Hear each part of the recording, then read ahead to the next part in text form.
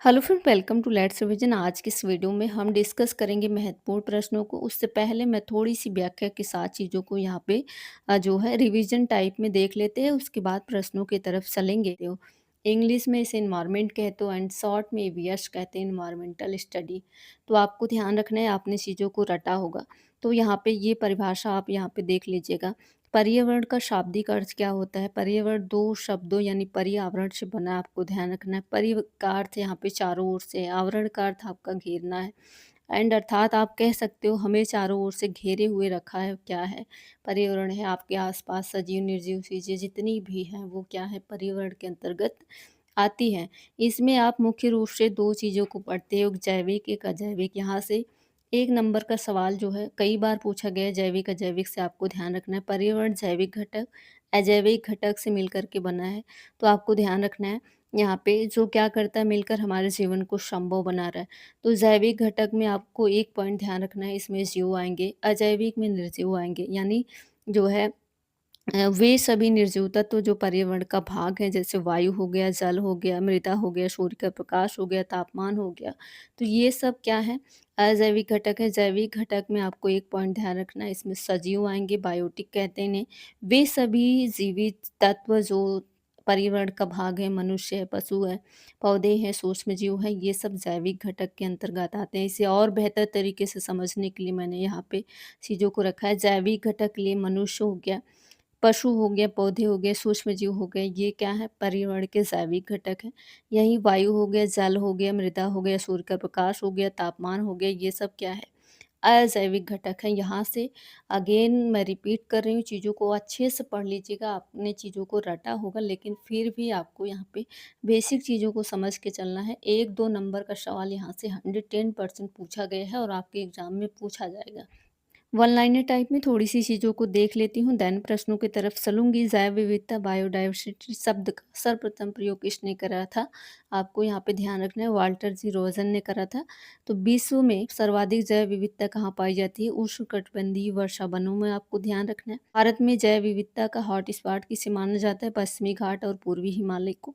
भारत में जैव विविधता अधिनियम कब लागू हुआ? आपको ध्यान रखना है, वर्ष 2002, आपको यहाँ पे ध्यान रखना है। रेड डाटा बुक का संबंध किससे है? संकटग्रस्त जीव से है। ये कौन जारी करता है? संस्था IUCN, आपको ध्यान रखना है। विलुप्त हो रहे जीवों को किस श्रेणी में रखा जाता है? संकटग्रस्त, आपको ध्यान रखना है। रिवीजन टाइप में याद करना है। विश्व पर्यावरण दिवस हर साल 5 जून, आपको ध्यान रखना है। अंतर्राष्ट्रीय जैव विविधता दिवस हर साल 22 मई को। विश्व ओजोन दिवस 16 सितंबर को। पृथ्वी दिवस आपका यहाँ पे हर साल 22 अप्रैल को। विश्व वानिकी दिवस 21 मार्च को। विश्व जल दिवस 22 मार्च को। विश्व वन्यजीव दिवस ये आपका हर साल 3 मार्च को मनाया जाता है। दिवस 5 जून को मनाया जाता है। अंतर्राष्ट्रीय जैव विविधता दिवस हर साल 22 मई को मनाया जाता है। विश्व ओजोन दिवस 16 सितंबर को मनाया जाता है। पृथ्वी दिवस हर साल 22 अप्रैल को। विश्व वानिकी दिवस हर साल 21 मार्च को। विश्व जल दिवस 22 मार्च। वन्य जीव दिवस हर साल 3 मार्च को मनाया जाता है। मैंने 3 बार चीज़ों को यहाँ पे बताया है, ये आपको याद हो गया होगा। ये रहा आपका पहला सवाल, ध्यान से पढ़िएगा, आंसर करिएगा। बहुत कम समय में काफ़ी अच्छे सवाल यहाँ से डिस्कस करेंगे। हवा में उपस्थित ऑक्सीजन का प्रतिशत कितना है आपको बताना है। 44% है, 23% है, 40% है, 21% है। हवा में उपस्थित ऑक्सीजन का प्रतिशत लगभग आपका यहाँ पे 21% है। डी आंसर बिल्कुल सही है। ध्यान रखना, हमारे वायुमंडल में हवा में जो है सबसे ज़्यादा नाइट्रोजन है, लगभग कितना है? 78% है। उसके बाद आपका क्या है, यहाँ पे आ जाता है ऑक्सीजन दूसरे नंबर पर, लगभग 20 पॉइंट, यहाँ पे लिख लीजिएगा 20.95%। तो इसी को ही आप 21% बोल सकते हो। तो ये दोनों पॉइंट अपने आप में महत्वपूर्ण है। ये रहा अगला सवाल, कह रही कि ध्वनि या ध्वनि प्रदूषण को किस में मापा जाता है? आपको बताना है। फ़ोन में, डेसिबल में, न्यूटन में या फिर डेसी में? करिएगा आंसर। ध्वनि या ध्वनि प्रदूषण को किस में मापा जाता है? आंसर जाएगा बी के साथ, डेसिबल आपका बिल्कुल यहाँ पे सही हो जाए। ये रहा थर्ड नंबर सवाल, कह रहे कि कीटनाशकों के अत्यधिक इस्तेमाल से क्या होगा? वायु प्रदूषण होगा, ध्वनि प्रदूषण होगा, जल प्रदूषण होगा या फिर सभी? कीटनाशकों के अत्यधिक उपयोग से क्या होगा? जल प्रदूषण होगा। आंसर जाएगा सी के साथ, आपको ध्यान रखना है। जब खेतों में फसलों को कीड़ों से बचाने के लिए जब ज़्यादा जो है कीटनाशक छिड़के जाते हैं तो बारिश के टाइम पे क्या होगा? पानी के साथ जो है बह करके वो सारी चीज़ें नदी तालाब में चले जाएंगे। उससे क्या होगा? जल प्रदूषण होगा। आंसर सी बिल्कुल यहाँ पे आप ये रहा अगला 4th नंबर सवाल, कह रहे कि निम्नलिखित में से किस एक प्राणी को किसानों का मित्र कहा जाता है? बेहद आसान है, कह रहे कि सींटी, केंचुआ, मधुमक्खी या फिर तितली। किसे कहा जाता है? आपको ध्यान रखना है, आंसर जाएगा बी के साथ। किसानों का मित्र किसे कहा जाता है? केंचुए को कहा जाता है, इन्हें इंग्लिश में अर्थवर्म कहते हैं। केंचुआ मिट्टी के नीचे रह कर के उसे खाता है और उसमें जो है उसे जो है भुरभुरा बना देता है मिट्टी को। ये रहा अगला सवाल, कह रहे कि विश्व पर्यावरण दिवस हर साल कब मनाया जाता है? 5 नवंबर को, 5 जनवरी को, 5 जून को या फिर आपका 5 सितंबर को। विश्व पर्यावरण दिवस हर साल आपको ध्यान रखना है 5 जून को मनाया जाता है। तो सी आंसर बिल्कुल आपका यहाँ पे सही हो जाएगा। एग्जाम के अंदर इस टाइप का सवाल आपसे पूछा जाता है, कह रहे कि कौन सा सजीव घटक नहीं है? जैविक अजैविक से एक प्रश्न आपका जो है ज़रूर हर सेट में देखने को मिला है, तो इस बार भी देखने को मिलेगा। कौन सा सजीव घटक नहीं आपसे पूछा जा रहा है? कह रहे कि which of the following is not biotic component? पौधे हैं, जंतु हैं, प्रस्तर है या फिर सूक्ष्मजीव हैं? सूक्ष्मजीव आपका क्या है?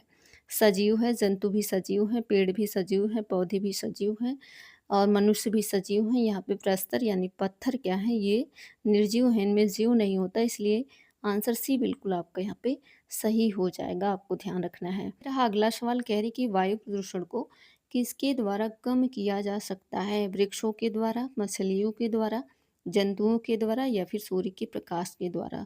आपको ध्यान रखना है, पेड़ पौधे हवा में मौजूद हानिकारक जो कार्बन डाइऑक्साइड गैस होती हैं उन्हें सोख लेते हैं, हमें सांस लेने के लिए शुद्ध ऑक्सीजन देते हैं। तो आपको ध्यान रखना है, वायु प्रदूषण को कम कैसे किया जा सकता है? वृक्षों के माध्यम से, आपको ध्यान रखना है। आंसर ए बिल्कुल आपका यहाँ पे सही है। करिएगा इसको ध्यान से, कह रहे कि किसी जगह की फ्लोरा और फौना, फाउना एक सूचित करते हैं, क्या सूचित करते हैं आपको बताना है? पेड़ पौधों एवं जंतुओं को, मछलियों एवं पौधों को, जंतुओं एवं मछलियों को या फिर पक्षियों एवं पौधों को। क्या होगा आंसर बताइएगा? यहाँ पे आपको एक पॉइंट ध्यान रखना है, फ्लोरा के लिए क्या याद रखना है? फूल याद रखना है एंड फाउना के लिए आपको यहाँ पे साँप याद रखना है। क्या याद रखना है? साँप याद रखना है।